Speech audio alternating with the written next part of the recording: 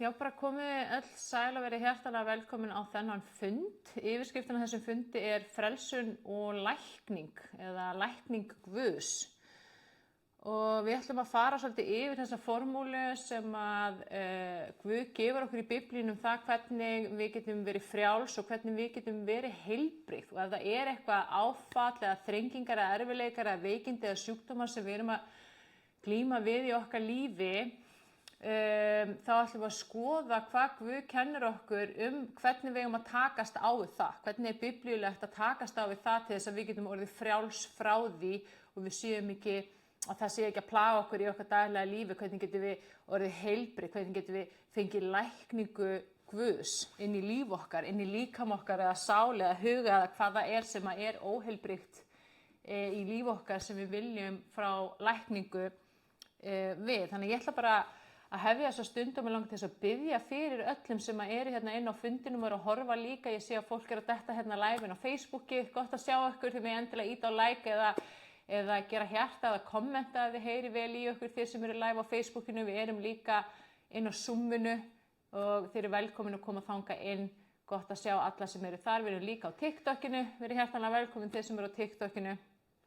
Og ég ætla bara að biðja fyrir ykkur öllum og ég þakka þér fyrir Faðir, fyrir allar þær sálir sem eru hérna með okkur á þessum fundi og líka þær sálir sem að munu horfa á þennan fund seinna á netinu og ég þakka þér fyrir að þú bara sáir fræjum trúar inn í hjörtu allra þeirra sem að eru að horfa á þennan fund og ég þakka þér fyrir að þú gefur okkur öllum trú, þína trú, að þú gefur okkur trú til að taka á móti þinni lækningu, þú gefur okkur trú til að taka á móti þínu frelsi og þú gefur okkur trú til að taka á móti þínu heilbrigði og þinni lausn inn í okkar líf í Jesú nafni. Amen. Og það er þannig að við eigum Guð sem er góður Guð og kærleiksríkur Guð og Guð, hann þráir að allar sálir frelsist og að allar manneskjur, öll hans börn sem erum við, ég og þú, við erum börn Guðs. Guð þráir að við öðlumst heilbrigt, fallegt og árangursríkt líf. Það er það sem Guð vill fyrir okkur. Og þegar að Jesús gekk á jörðinni, þá gerði hann einkum þrennt. Hann breytti út fagnaðarerindið, hann læknaði, það er rosalega mikið það í Biblíunni og hann kenndi. Og áhersla hans var á að sálir myndi frelsast, að fólk myndi læknast og síðan að kenna. Og kennsla Jesú Krist fólst ekki bara í því hvernig við öðlumst eilíft líf, hvernig við komumst inn í himnaríki Guðs þegar okkar jarðvist lýkur, heldur líka hvernig við getum lifað því lífi sem við eigum núna hér á jörðinni í frelsi, í heilbrigði og í árangri, í velgengni. Og þegar við rýnum í Guðspjöllin og orð Jesú Krist þegar hann gekk hérna á jörðinni í manns líkama, þá má sjá ákveðna svona formúlu eða list eða svona reglur, hvernig sem við viljum orða þetta, það hvernig við fáum lækningu Guðs inn í líf okkar. Inn í heilsu okkar, inn í aðstæður okkar, inn í fjölskyldu okkar og svo framvis. Það svona ákveðna kennslu það hvernig við öðlumst þetta heilbrigða, fallega og góða líf sem við þráum að eiga, sem við þráum að öðlast, sem við þráum að verði betra. Og ef við fylgjum eftir þessari formúlu sem Jesús gefur okkur, sem að Guð kennir okkur, eða þessari list, hvernig að afleiðingin af því er sú og verður að vera sú að við munum öðlast þetta heilbrigða og fallega líf. Það verður að gerast, þetta er hluti af lögmálum Guð sem hann gefur okkur í gegnum orð sitt. Og grundvallar atriði hér og það allra mikilvægasta af öllu er að taka á móti Jesú Kristi líf sitt. Þetta er bara, ef við erum ekki búin að stíga þetta skref, að þá er allt annað, það fellur einhvern veginn inn í myrkrið. Það er bara þannig. Að því að við erum sál og við erum andi Og Guð að horfa hvað gerist eftir að lífinu okkar líkur hér. Þetta líf hérna á jörðinni er bara pínulítið sandkorn í allri eilíðinni. Hvað gerist í framhaldi? Ef við erum ekki búin að taka á móti Jesú Kristi, endurfæðast, játa hann sem okkar Guð, að þá tortímist sálin okkar í eilífu myrkri eftir að okkar lífi hér á jörðinni líkur. Og það er það sem að Guð er að hugsa alla daga, allan daginn, og hann er búin að gera áætlun og plan hvernig er hægt að bjarga þessum sálum og fá þær inn í Guðs ríki sitt. Þetta er mikilvægasta áætlun Guðs. Það er frelsun sálarinnar, að allar sálir komist inn í hans ríki. Jesús sagði að hver einasta sálin þín, er dýrmætari heldur en allt forgengilegt gull og fjársögur og auður og demantar á allri jörðinni. Svo dýrmæt er ein sál, svo dýrmæt er þín sál. Og þetta er það sem Guð sér þegar hann horfir á þig og þegar hann horfir á þína sál. Og þegar við erum búin að stíga þetta skref, og ef það er einhver hérna að horfa sem hefur ekki stigið þetta skref, þá munum við gera það hér á eftir. Þannig að staldraðu við og stígðu þetta skref. Þetta er frum tilgangur okkar. Af hverju eru við hérna á jörðinni? Til þess að endurfæðast, til þess að komast inn í himnaríki Guðs. Og þegar við höfum stigið þetta skref, að þá getum við farið að fylgja þessari formúlu, þessari list sem að Guð kennir okkur Biblíunni, og það eru þessi 5 skref sem við ætlum að fara í gegnum hér á þessum fundi, hér rétt og eftir. Og það er eitt sem að Guð hefur verið að móta svo sterkt í hjartanu mínu, og það er þetta grundvallar markmið Guðs. Ímyndið ykkur bara hvað margir hérna inn á fundinu sem eiga börn, sem eiga sín eigin börn, sem eiga barnabörn. Ímyndið ykkur að hluta af þessum börnum væru týnd einhvers staðar í einhverju hryllilegu myrkri, einhvers staðar lengst út í heimi. Getið þið ímyndið ykkur hvernig ykkur myndi líða, hvernig þið myndi ryðja öllu til hliðar, öllu í lífinu, bara til þess að fara þarna út og reyna að finna þessi börn og bjarga þeim og sjá til þess að þið yrðu hólpin. Er að fylgja mér. Og þessa sálir hérna úti, svona líður Guði gagnvart þeim. Hann er tilbúinn að ryðja öllu til hliðar. Það er ekkert sem skiptir af jafnmiklu máli heldur en þess að sálir komast inn í Guðs ríki. Og við sem erum bræður og systur, það er okkar skylda að hjálpa til við þetta verk. Við erum öll trúboðar, við erum öll að vera úti klædd með fúsleik til þess að breiða út fagnaðarerindi, til þess að biðja með fólki svo þessar sálir komist inn í himnaríki Guðs. Og það er svo mikilvægt að við snúum okkur til Guðs og við biðjum hann að gefa okkur þetta urgency eða þessa þrá eða þannan brýnleika til þess að gera allt sem við getum til þess að koma þessum sálum inn í Guðs ríki. Amen. Og það er þannig að eitt af því sem Guð talaði til mín var, það er engin tilgangur með því að læknast ef við erum áfram ennþá ófrelsuð. Þið líður kannski betur, þú getur farið í göngur eða sund, notið þess að vera með barnabörnunum. Það er það sem þessi heimur sem við lifum í telur vera lífsgæði. En ef þú ert heilbrigður en ófrelsuð, ófrelsaður, og hvaða tilgangi þjónaði þá allt hitt? Og hvað ef Guð vill nota veikindin þín til þess að draga þig til sín svo að þú getur frelsast og eignast þetta líf í honum? Hvað ætla að séu margir þarna úti sem áður voru trúlausir en fundu Guð í þrengingum, í veikindum, í erfileikum og í svartnætti? Og það er nákvæmlega ástæðan fyrir því að Guð leyfir slíku að eiga sér stað. Þess vegna er svo mikilvægt líka að við séum ekki of fljót að dæma það sem eitthvað slæmt, sem eitthvað hræðilegt. Þegar við stígum þetta skref að frelsast, að endurfæðast, þá byrjar andi Guðs, þá fáum við nýjan anda sem er fæddur af Guði.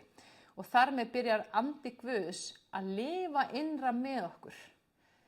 Og þannig fáum við inngöngu inn í himnaríki Guðs, við verðum hluti af konungsfjölskyldu Guðs.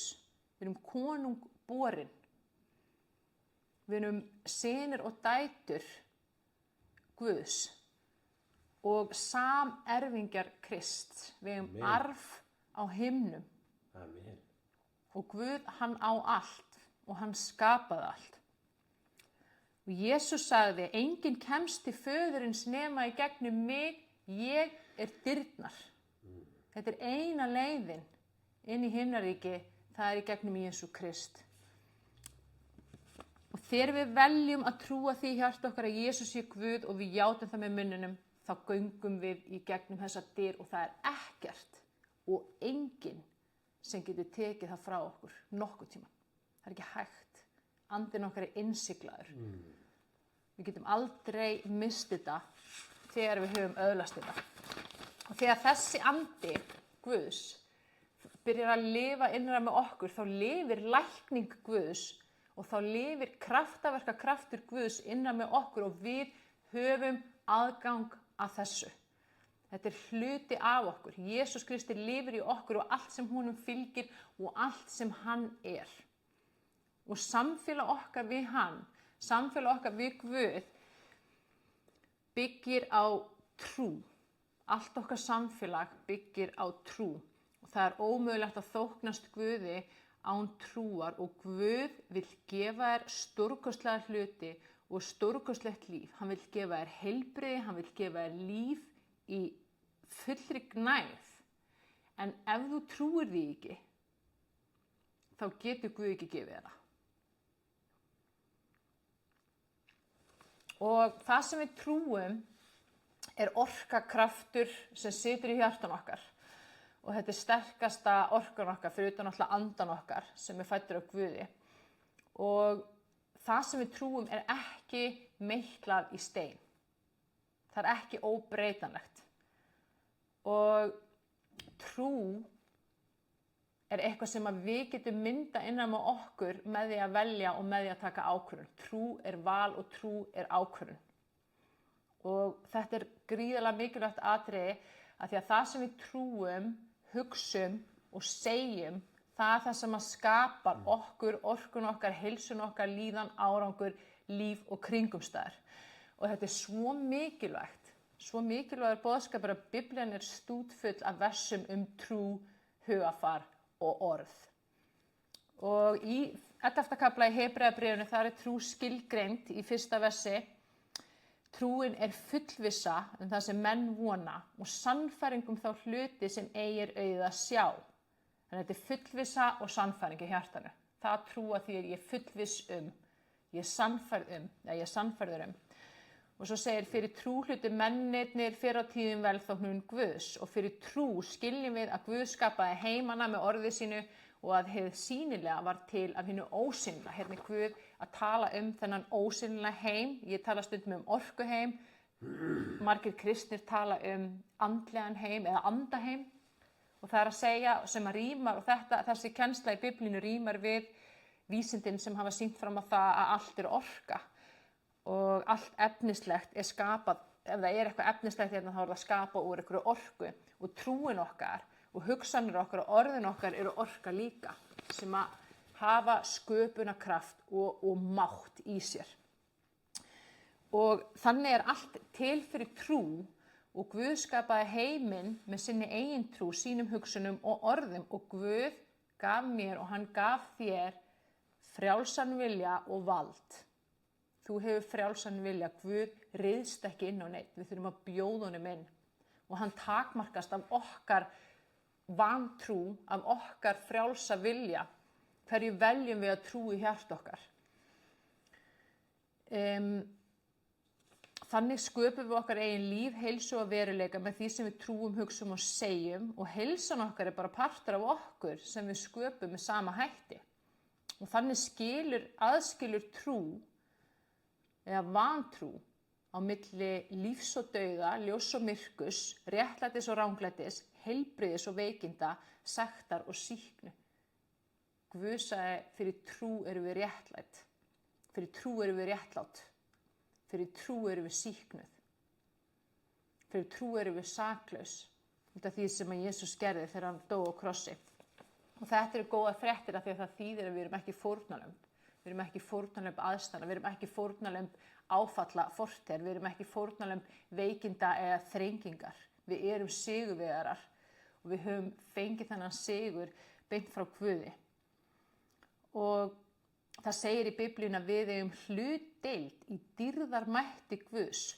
Og spurningin er sú, hvernig ætlum við að nota þennan dýrðarmátt, þetta vald, þennan kraft sem Guð gaf okkur? Ætlum við að vinna með Guði og tala út líf, tala út heilbrigði, tala út árangur, tala út lausn í trú og þannig opna fyrir og hleypa að kraftaverka mætti Guðs inn í líf okkar, eða ætlum við að vinna gegn Guði með vantrú, með neikvæðum hugsunum, með lastmælgi og tala dauða, óheilbrigði og óhamingju inn í líf okkar, og þetta val höfum við. Við stöndum fram fyrir þessu vali og við þurfum að velja á hverjum einasta degi, stundum oft á dag. Við þurfum að velja hvaða hugsanir ætla ég að hugsa, hvaða orð ætla ég að segja. Þetta er valið sem við þurfum að taka ákvörðunum á hverjum degi. Ætlum við að velja ljósið eða ætlum við að velja myrkrið? Og það sem við trúum situr í hjartan okkar, og það segir í Orðskviðum 23. kafla 7. versi, og þarna þurfum við að lesa ensku þýðinguna af því að þetta skilaði sér ekki inn í íslensku þýðinguna. For as he thinketh in his heart, so is he. Það sem við trúum, það sem við hugsum í hjarta okkar, það erum við.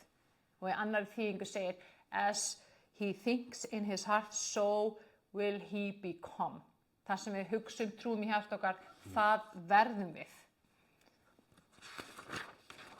Og það sama á við heilsun okkar. Og í Orðskviðum 4. kafla 23. versi, varðveit hjarta þitt framar öllu öðru hjartað, því þar eru uppsprettur lífsins.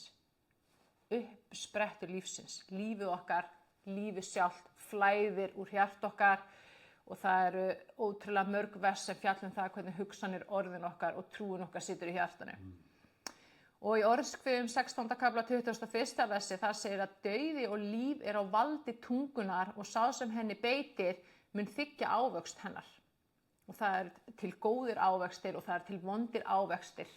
Og vondu ávextir koma þegar við erum að tala myrkur og óheilbrigði út.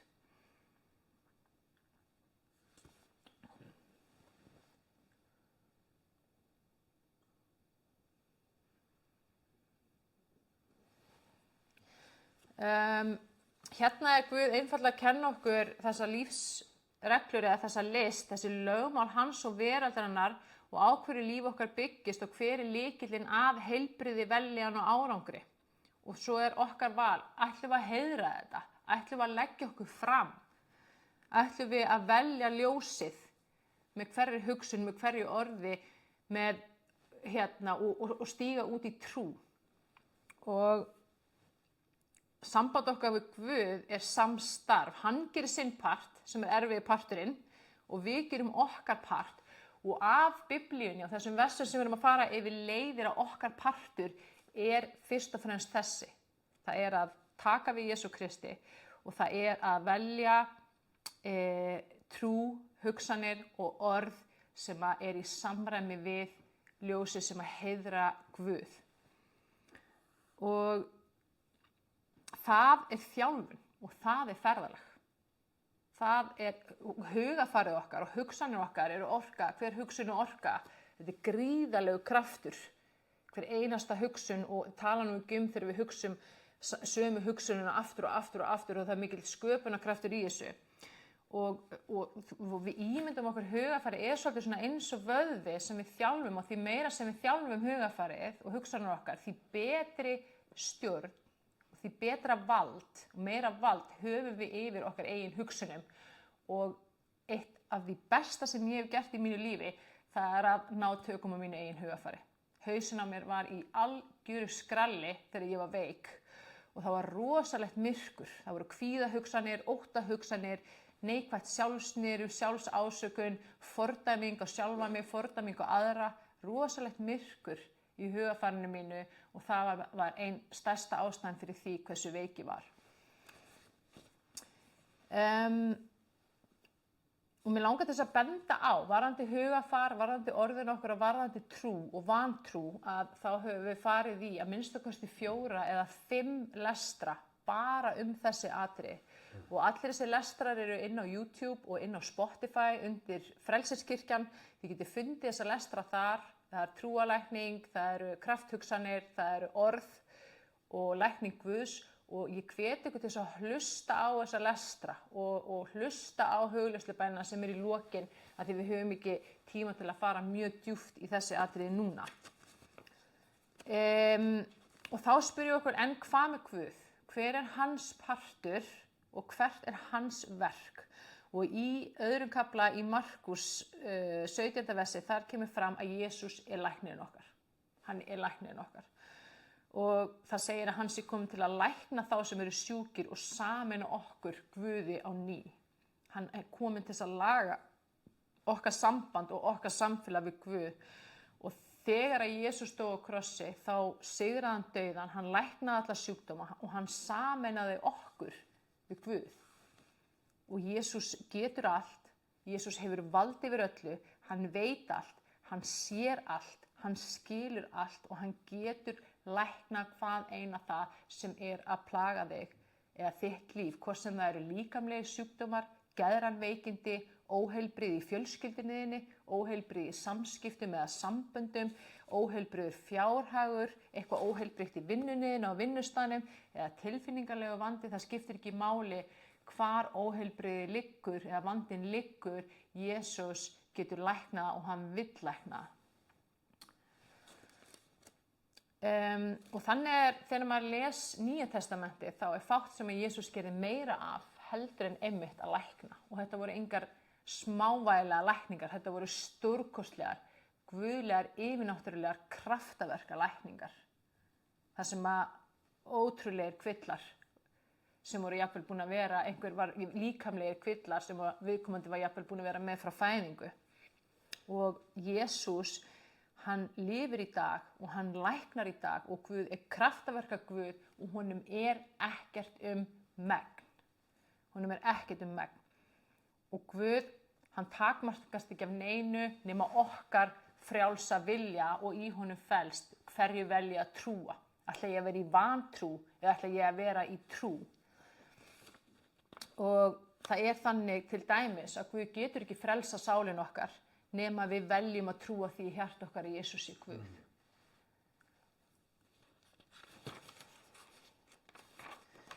Og með sama hætti getur Jesús ekki lækna okkur og gefa okkur lækninguna sem við viljum nema við trúum því í hjarta okkar að hann geti það og hann geri það.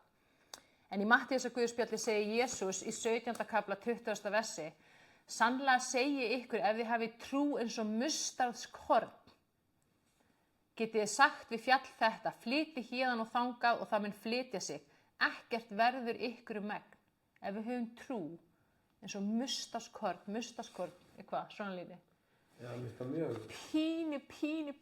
Pínu lítið. Ef við höfum bara pínu litla trú í hjarta okkar, þá dugir það fyrir kraft Guðs að koma inn í líf okkar og umbreyta þið.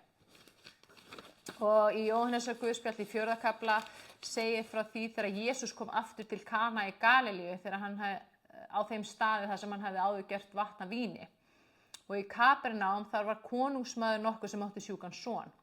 Og þegar hann frétti að Jesús væri kominn til Galilíu, fór hann til hans og bað hann að koma niður eftir og lækna son sinn sem var dauðvona.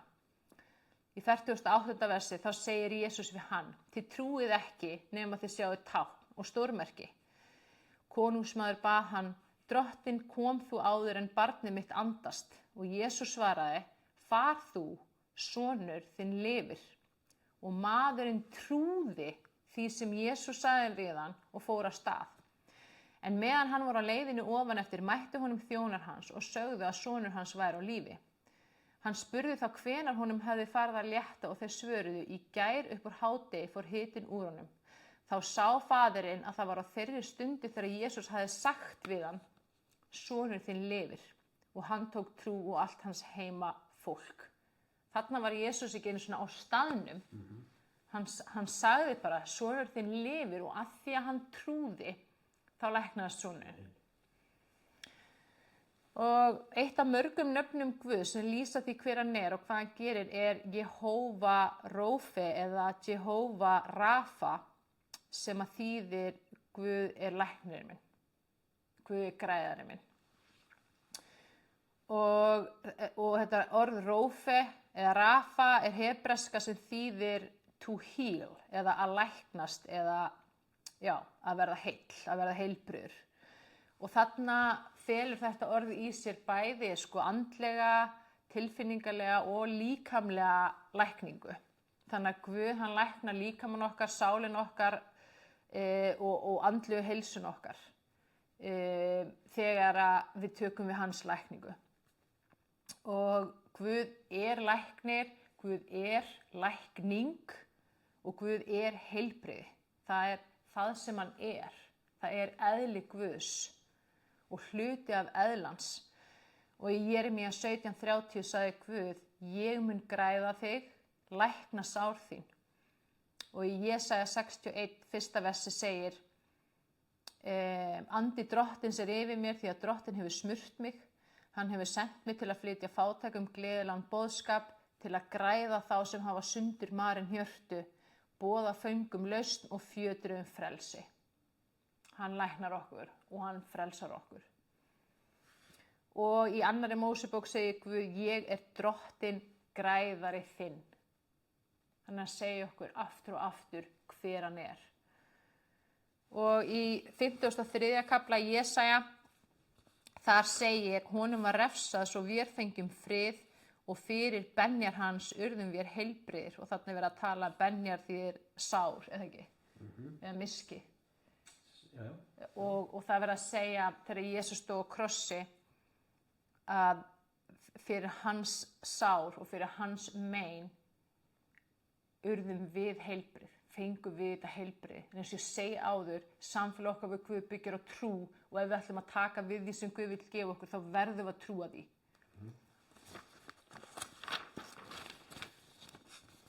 Og þegar við höfum tekið ákvörðun að trúa einhverju í hjarta okkar, þá þurfum við að heiðra það og fylgja því eftir með því að hugsa það og tala það út. Ef við erum að hugsa og segja þveröfugt við það sem við viljum öðlast, þá erum við ekki að taka við þessari blessun, þá erum við ekki að taka við lækningu Guðs í trú. Þá erum við að opna fyrir myrkur og sjúkleika til að koma inn í líf okkar og óheilbrigði og það kemur í veg fyrir að við getum tekið við því sem Guð vill gefa okkur. Aldrei leyfa hugsunum þínum að fara inn þá myrkur og þá vantrú að hugsa hugsanir eins og ég er svo veikur, ég er að drepast, ég get aldrei orðið heilbrigður, ég er fastur í þessari hræðilegu vanlíðan, lífið er búið, ég er vonlaus, allt er ömurlegt, enginn getur hjálpað mér, ég er að veikjast, ég er að deyja, ég mun aldrei að fá bata, ég er með ónýtt bak, ég er með ónýttan líkama, ég er með ónýtta meltingu og svo framvegis. Ekki leyfa hugsunum þínum að fara þangað. Af því að ef þú ert þarna, þá ert þú ekki í trú að Guð muni lækna þig. Þá ertu í vantrú. Og það þessi formúla sem við ætlum að fara í núna fyrir frelsi og heilbrigði sem Guð gefur í Biblíunni. Og mér langar til í hugleiðslubænina eftir að við veljum í hjarta okkar. Hvað það sem við ætlum að fá lækningu fyrir í hugleiðslubænina eftir? Ætlum við að taka eitthvað tiltekinn sjúkdóm, einhver veikindi, eitthvað gamalt áfall, einhverja þrengingu, einhver átök innan fjölskyldu, eitthvað óheilbrigt hjá börnunum okkar. Þú veist, ég vil að við hugsum þetta svona í bakgrunninum og vinnum síðan með það tiltekna atriði í hugleiðslubæninni hér á eftir. Og þegar að við erum að glíma við eitthvað slíkt eins og veikindi, sjúkdóma, átökunar, fjölskyldu, gömul áföll, þrengingar og svo framvegis, að þá þessi 5 skref sem að Jesús kennur okkur í Biblíunni sem við göngum í gegnum til að fá frelsi frá því. Og fyrsta skrefið er að fyrirgefa. Það fyrsta skrefið. Það númer 1.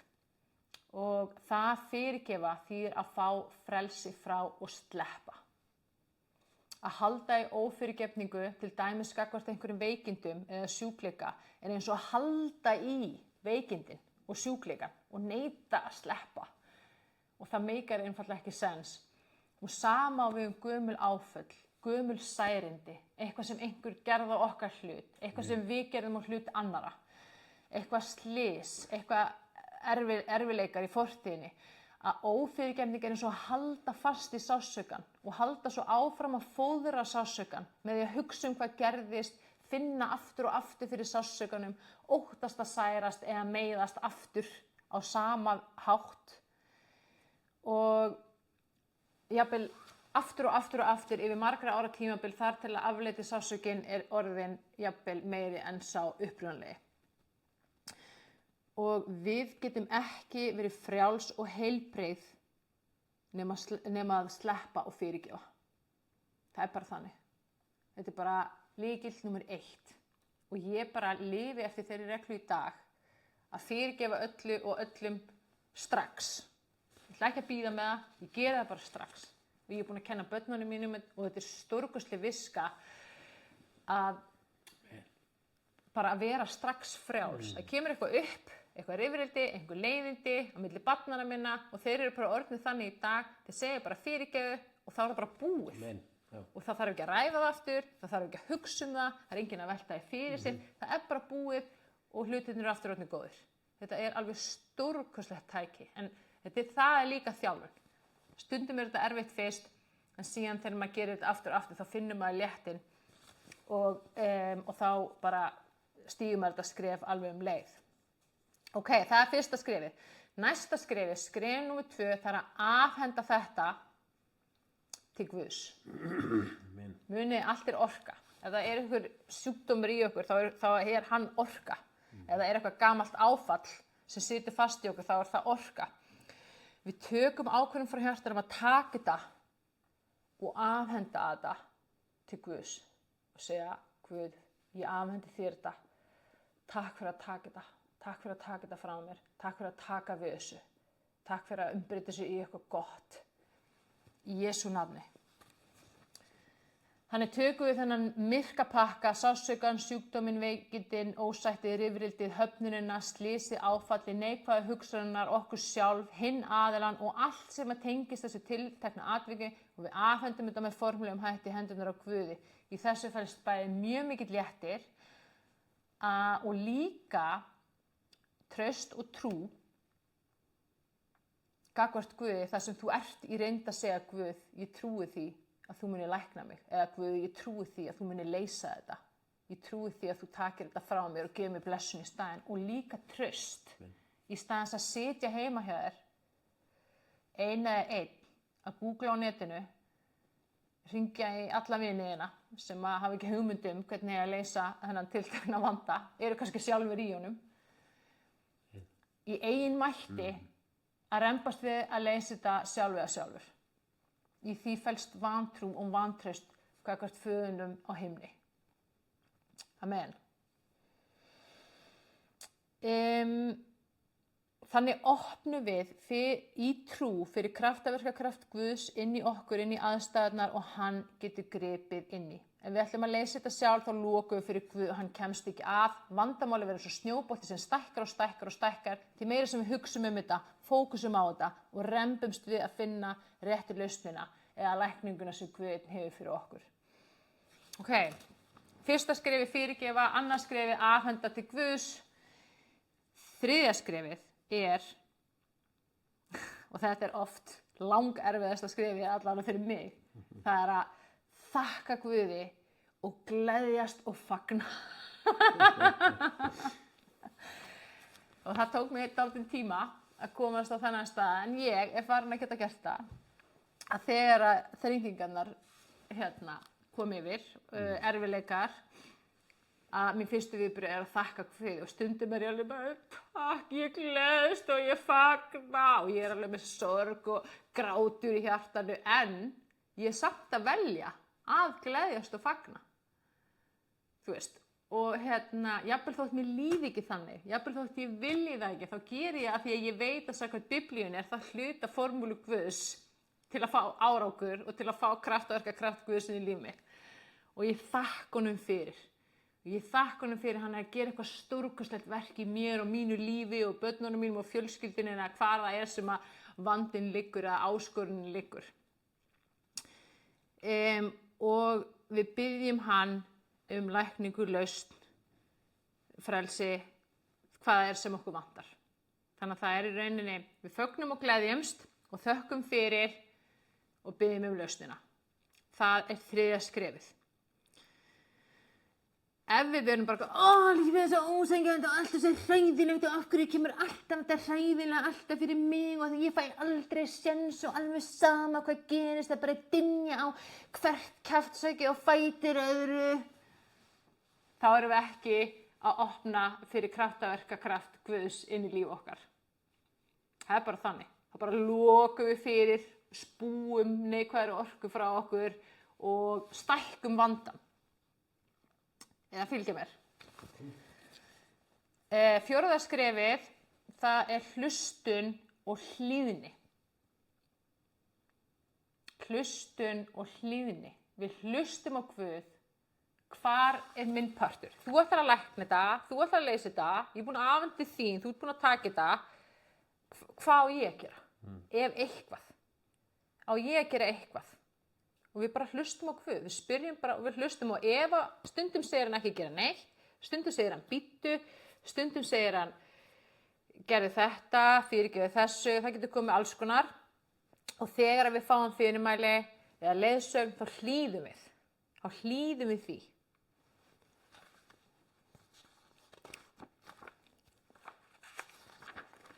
Og 5.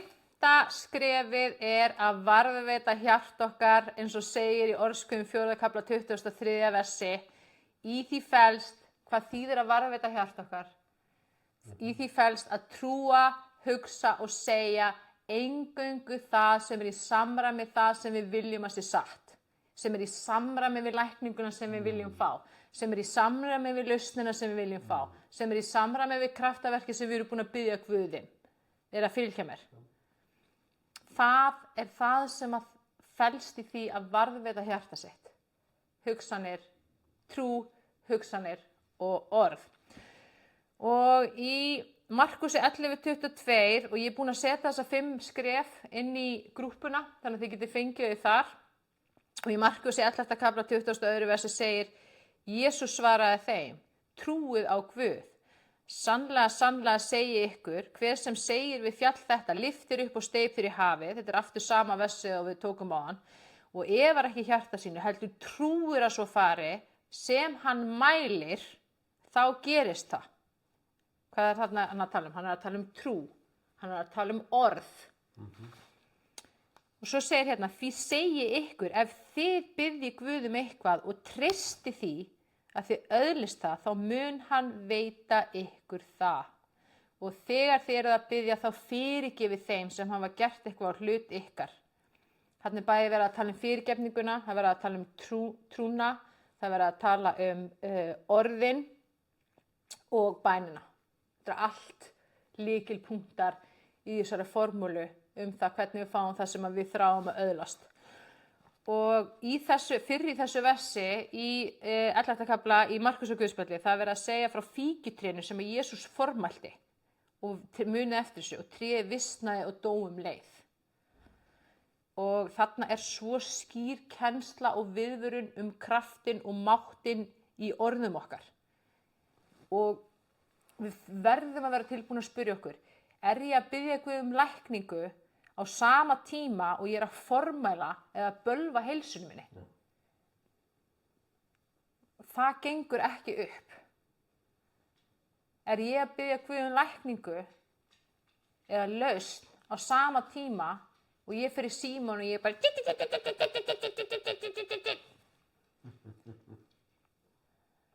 það gengur bara ekki upp. Þá erum við ekki í trú.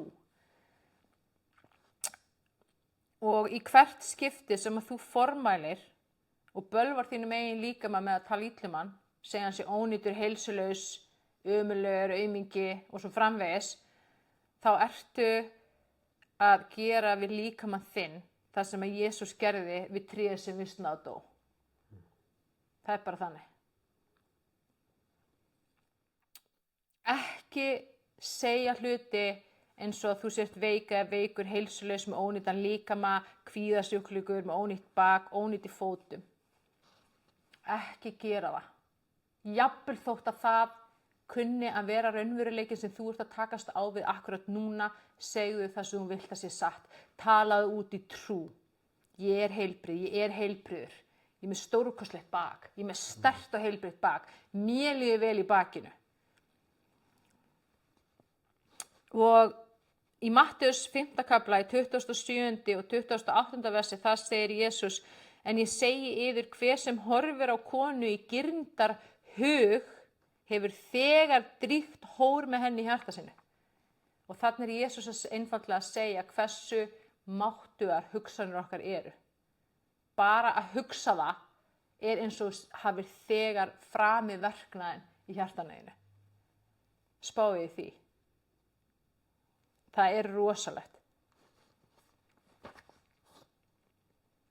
Og Guð vill að við tölum líf og lækningu inn í líkamann okkar, inn í heilsun okkar, inn í kringumstæðurnar okkar, inn í fjölskyldur okkar, inn í aðstæðurnar okkar, en ekki dauða eða sjúkleika. Ok. Við erum hérna í 5. skrefinu hvernig við varðveitum hjart okkar og þetta vers sem að við byggjum, sem við lásum áðan í Markus 11:24, ef þið byggjum Guð um eitthvað og treysti því að þið öðlist það, þá mun hann veita ykkur það. Og í ensku þýðingunni er þetta orðað svona: therefore I tell you, whatever you ask in prayer, believe that you have received it and it will be yours. Og trúðu því að þú hafir þegar öðlast það. Í þessu felst, ef þú ert veikur eða veik og þú ert að biðja Guð um lækningu, þá ert að trúa því í hjartaneginu að þú hafir þegar öðlast lækninguna. Þú ert að trúa því, þú ert að hugsa það, þú ert að tala það út. Og þú ert að hegða þér í samræmi við það, eins og þessi þegar læknar eða læknuð. Þetta er lykill. Og við eigum að hertaka hverja hugsun til hlýðni við Krist. Og þetta er nákvæmlega þetta sem er átt við í þeirri kennslu. Í þessu felst, já, og við eigum að umbreytast með nýju hugafari. Og í þessu felst að við stoppum, við stýrum og við veljum hugsanir okkar, en leyfum ekki óvininum að eyðileggja líf okkar og heilsu með því að setja myrkar og óheilbrigðar hugsanir í hug okkar. Og við erum alveg að fara dætt inn í, nú ætlum við að fara inn í nokkra krafthugsanir og svo hugleiðslu bæna, en ég ætla að segja ykkur frá einni opinberun sem ég fekk daginn. Það sem að skrattinn er búin að vera að skemmta sér konunglega yfir því að ýta á takka hjá mér og koma mér í eitthvað svona pirring eða reiði. Og ég sá það að þegar ég var að triggerast út af einhverjum öðrum, út af einhverju sem einhver annar var að gera, og leyfa því að setja mig inn í neikvæðar tilfinningar, að þá var djöfullinn búinn að vinna. Af því það var nákvæmlega það sem hann vildi. Og hann var að nota alla leiðir til þess að koma mér í uppnám, gera mig pirraða eða reiða, og hann var að nota líka annað fólk til þess og ég var að láta undan mig. Ég var að falla í gildruna. Og Guð var að opinbera þetta fyrir mig og hugsaði, af hverju ætla ég að gera, ég vil ekki gera þetta áfram. Ég ætla ekki að triggerast, ég ætla ekki að leyfa myrkrinu að stjórna mínum tilfinningum eða koma mér í uppnám. Og hluti af því er að nota fyrirgefninguna, afhenda til Guðs, varðveita hjarta okkar með að velja nýja hugsun, biðja Guð um að hjálpa okkur. Það er þessi formúla, það er nákvæmlega sama formúla. Og ef við finnum að við dettum inn í rosa neikvæðar hugsanir, þá erum við ekki að örvænta, við notum nákvæmlega sömu formúlu. Við fyrirgefum, við afhendum þessar neikvæðar hugsanir til Guðs, við þökkum honum fyrir og gleðjumst og fögnum og biðjum hann að gefa okkur nýjar hugsanir. Það fylgja mér? Þetta bara formúla sem virkar á allt sem við erum að glíma við í okkar daglega lífi. Segjum að einhver komi og dónalögu við okkur og í staðans að bregðast illa við eða verða rosa sár eða reið eða ef að það gerist, fyrirgefa, afhenda til Guðs, fagna, gleðast og þakka og biðja Guð að hjálpa okkur og síðan hugsa jákvæðar hugsanir. Ég svo þakklátt fyrir hvað fólk kemur vel fram við mig. Fólk sem ég hitti út á götu, sýnir mig kærleika, sýnir mig virðingu, sýnir mig kurteisi, það fylgja mér. Þetta virkar á hvað sem og við má nota þetta í okkar daglega lífi. Amen. Ég ætla að taka hérna nokkrar krafthugsanir. Hugsaðu og talaðu út krafthugsanir sem eru staðreyndir í nútíð eins og það sé þegar orðið. Ekki einhvern tímann í framtíðinni, kannski mögulega, vonast ég til þess að ég læknist. Það ekki staðreynd í nútíð eins og sé þegar orðið. Við segjum, hugsanir eins og fyrir Benjar hans ég heill og heilbrigður núna. Núna. Guð minn læknir, mín lækning og mitt heilbrigði. Þegar að Jesús stóð á krossi gaf hann mér sitt heilbrigði, sína lækningu og ég tek við henni takk Jesús. Guð minn græðari, Guð að lækna allt sem hann vill lækna í mér, líkama mínum og sálu minni núna. Takk Jesús fyrir að lækna mig. Takk Jesús fyrir að lækna fjölskylduna mína. Takk Jesús fyrir að lækna líkamann minn. Takk Jesús fyrir að hreinsa hjarta mitt. Takk fyrir kraftaverkin sem þú ert að vinna í mér og minni heilsu í dag. Takk Jesús fyrir að þú ert Jehóva Rafa og fyrir þínar benjar ég heill. Takk Jesús fyrir að lækna fjárhaginn minn og fyrir þína yfirflæðandi allsnægtir sem flæða inn í hjarta mitt og inn í öll svið lífs míns. Takk Jesús fyrir að þú sérð fyrir mér og minni fjölskyldu, þú ert Jehóva Jære, sá sem útvegar, sá sem sér fyrir og sá sem skaffar. Og þetta bara svona örfá dæmi og ég skal pósta þessum krafthugsum í grúppuna eftir og þið megi nota þær eða vilji. Þið getið líka búið til ykkar eigin krafthugsanir og það mjög góð regla að hugsa þetta eða tala þetta út 2-3 á dag. Besti tíminn á morgnana, rétt eftir þið vaknið, á kvöldin áður en fyrir að sofa því að þá fyrir þetta beint inn í hjartað. Beint inn í hjartað. Þá erum við svona ákveðnu sefjunar ástandi og þetta fyrir beint í hjartað. En þú getur líka skrifað þessar krafthugsanir niður hjá þér og bara sagt í Jesú nafni tekið þessar krafthugsanir og ég seti þetta inn í hjartað mitt. Ég vel að trúa þessu. Og það sem við trúum bara eitthvað sem við höfum hugsað og hugsað aftur og aftur og aftur og aftur. Þegar við hugsum sömu hugsunina aftur og aftur og aftur, það endar á því að hún myndar mustaskorn, lítið mustaskorn trú og svo þegar við höldum áfram að hugsa og tala út, þá stækkar hún og stækkar hún og stækkar hún og stækkar hún og stækkar hún og stækkar hún. Og þegar Jesús var að hrósa fólki, þá var hann mjög oft að dást að trú þeirra. Hann sagði mikil trú þín. Og þegar 100-höfðinginn trúði því hann gæti fjarlæknað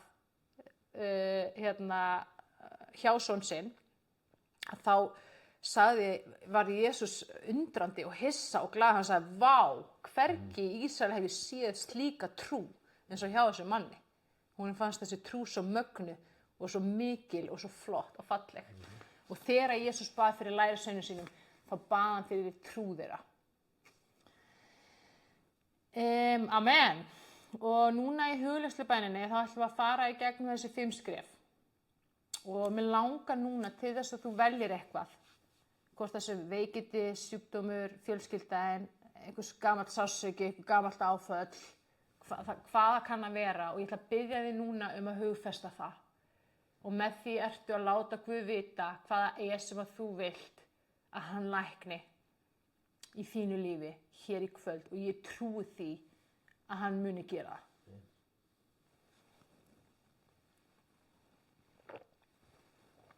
Amen. Þá skulum við bara koma okkur fyrir. Og það má bæði liggja eða sitja. við þessa æfingu. Og við ætlum að taka nokkra mínútur og ég ætla að leyfa andanum að leiða þetta. Þannig að mögulega förum við aðeins fram yfir tíman en gefum ykkur tíma til að gera þessa æfingu með Guði. Og fyrsti parturinn verður þessi frelsisbæn fyrir þá sem hafa ekki þegar tekið á móti Jesú Kristi og endurfæðst, og síðan strax í framhald af því þá ætlum við að fara inn í þessi 5 skref. Og þú mátt bara draga djúpt í andan og þegar þú blæst frá þá bara lokar augunum og finnur hvernig hvíld Guðs kemur inn í hjartað þitt, inn í sálina þína og inn í líkamann þinn.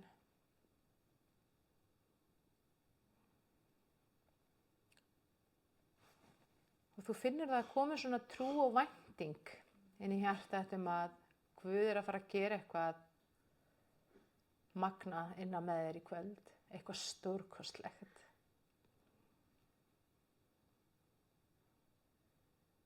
Og mér langar til þess að biðja að endurtaka í hjartanu þínu. Annaðhvort uppháttið hljóði þessa bæn sem að fara að eiga sér stað núna.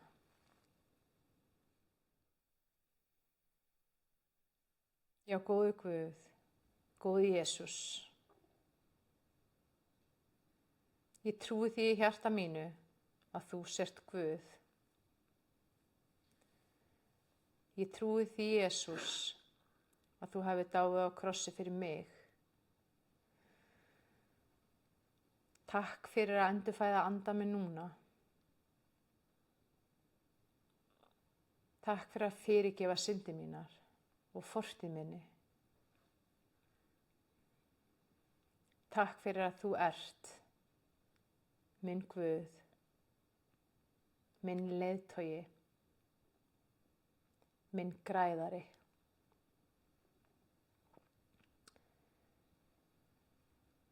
Í Jesú nafni þá trúi ég því að þú, Jesús, ert minn læknir.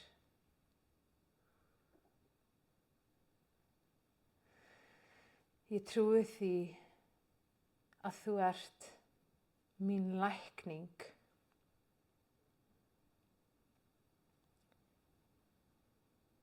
Og ég trúi því í hjarta mínu að þú, Jesús, ert mitt heilbrigði.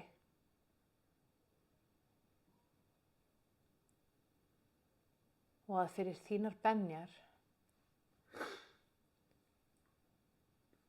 er ég heill.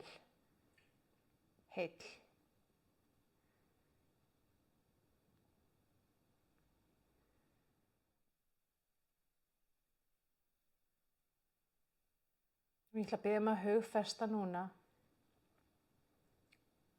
þetta sem að þú vilt að Guð lækni núna. Settu það upp í huga þinn, sjáðu það fyrir þér, ímyndaðu þér það. Og ég ætla að bjóða þér núna að taka ákvörðun frá hjartanum að fyrirgefa þessu. Ég tek ákvörðun frá hjartanum að fyrirgefa þessu. Í Jesú nafni.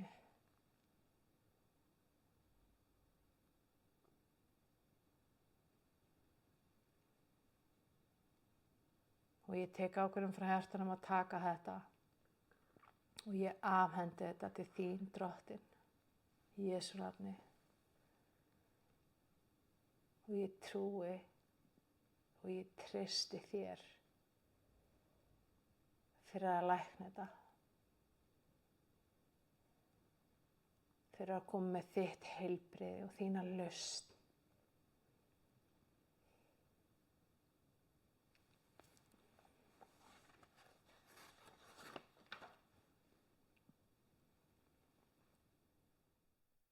Og ég þakka þér, Guð, fyrir þetta og ég gleðst og ég fagna yfir þessu. Af því að ég veit að þú ert að vinna stórkostlegt verk núna.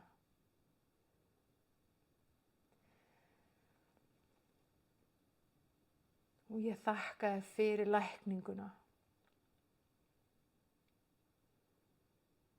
lausnina og heilbrigðið.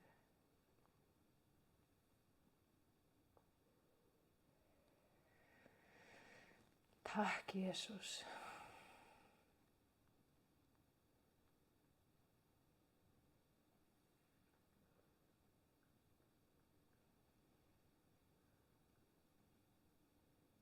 Og taktu eftir hvað þetta umbreytist í huga þínum. Þetta sem hún sást fyrir þér í byrjun.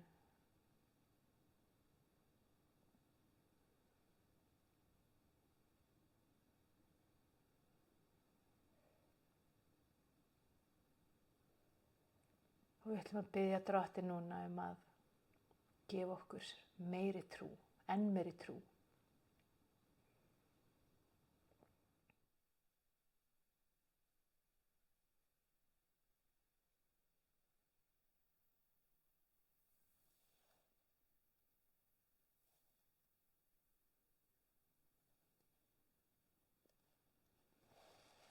Gefðu mér meiri trú, Drottinn. Gefðu mér trú sem að opna fyrir kraftaverkin þín, kraftaverkalækningu, guðlega lausn, guðlegt heilbrigði, allsnægtirnar þínar. Í Jesú nafni.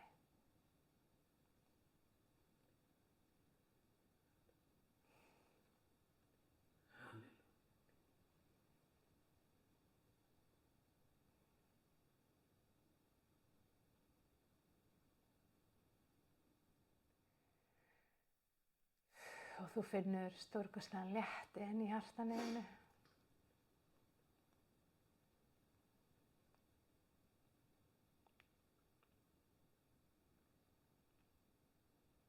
Og núna ætlum við að hlusta. Munið hlustun og hlýðni og við ætlum að spyrja Guð með einlægt hjarta. Við segjum takk, Jesús, fyrir að þú ert múin að gera þinn part. Er eitthvað sem að þú vilt að ég geri til þess að styðja við, taka á móti þínu kraftaverki, þinni lækningu, þínu heilbrigði.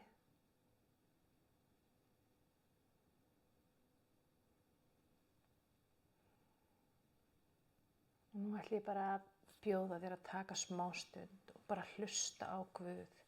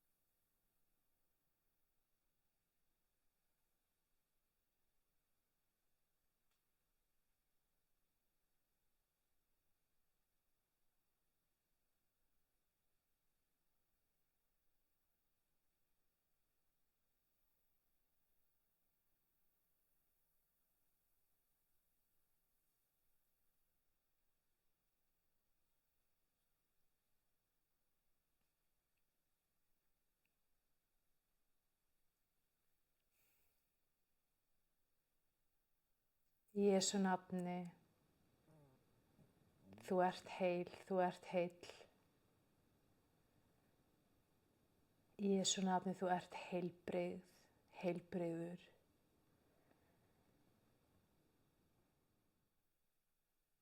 Í Jesú nafni, þú áttir líf í allsnægtum, í fyllstu gnægð.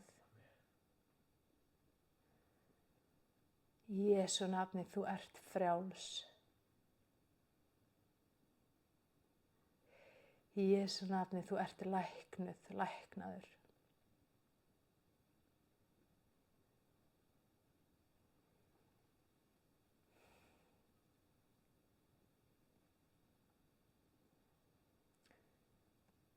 Og hendi Guðs snertir við öllum sviðum lífstíns núna í Jesú nafni.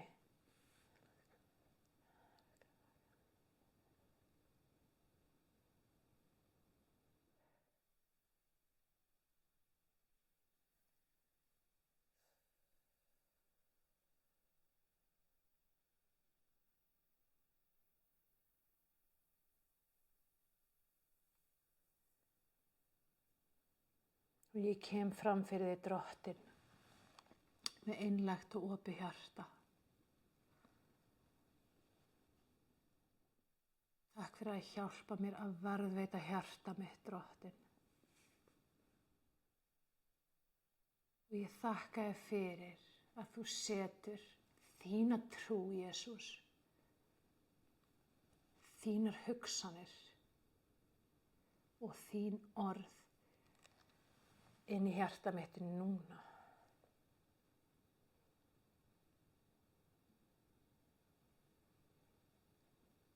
Halleluja. Ég tala líf. Ég tala lækningu. Ég tala ljós.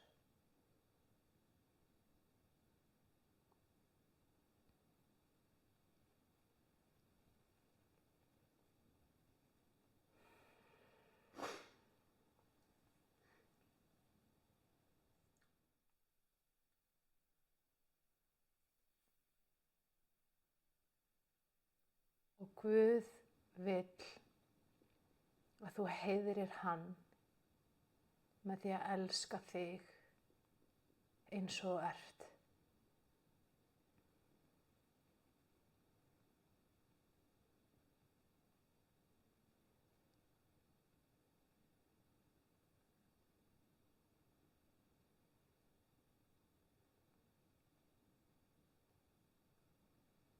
Og Guð vill að þú heiðrir hann með því að hugsa og segja eingöngu það sem er fallegt og gott og heilbrigt þig.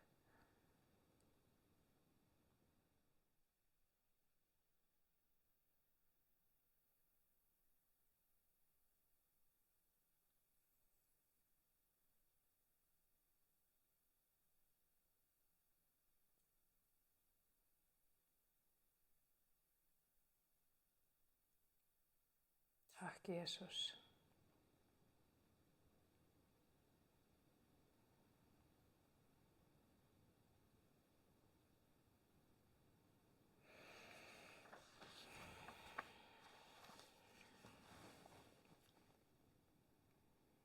Amen.